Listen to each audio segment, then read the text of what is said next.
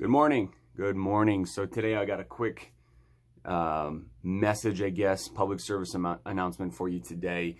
Looking at my journal again today, this morning, and less frustrated today. So I got that out of my system. So if you hadn't, you're wondering what I was frustrated about, check my video from yesterday.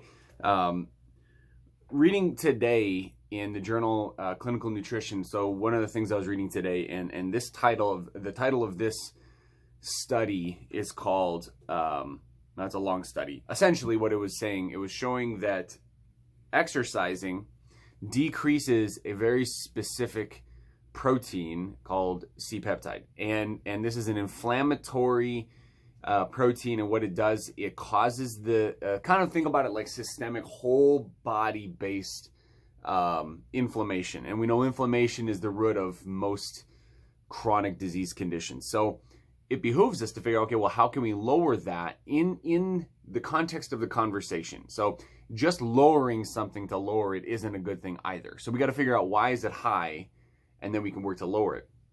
So what this study did was it took people through no exercise, light exercise, moderate, vigorous, etc., and then it went through all of those, and what it found was that when you're exercising, and specifically the more vigorous the exercise, what I mean by that is if you did light exercise, you got a little bit better result the harder that you worked out.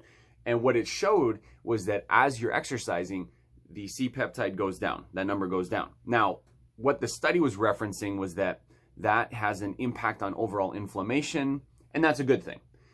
I would agree. I think that's a good thing. Now, I pulled up a different study here, kind of to dive a little bit more, because I know there's more to the C-peptide story than just inflammation.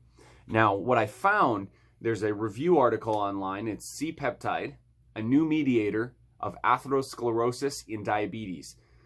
So what the study here was going through, and it's a review article. So what a review article does is it takes a bunch of studies and it condenses it, and it gives the author's professional opinion on what that person or that group of people thinks. There's two people think that the information is telling them.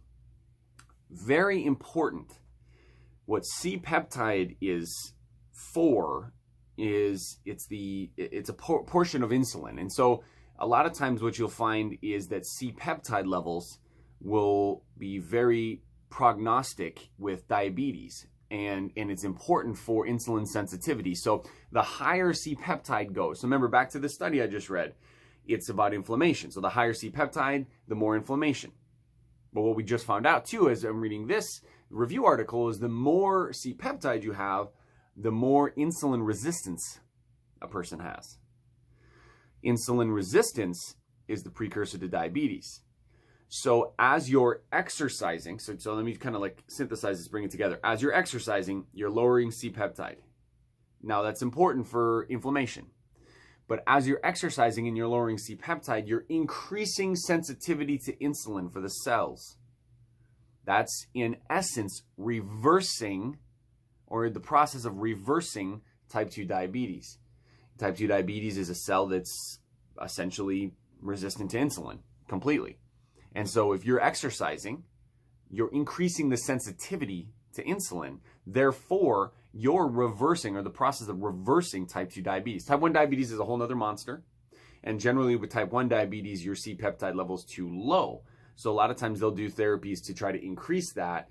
And there's reasons for that, and I don't want to get too deep in the muck with this. The point, though, is that what we learned today in this study is that exercising can bring that back into balance. It's bringing the C-peptide into balance. And again, it's another reason why, if you're not exercising, this is the perfect time to start.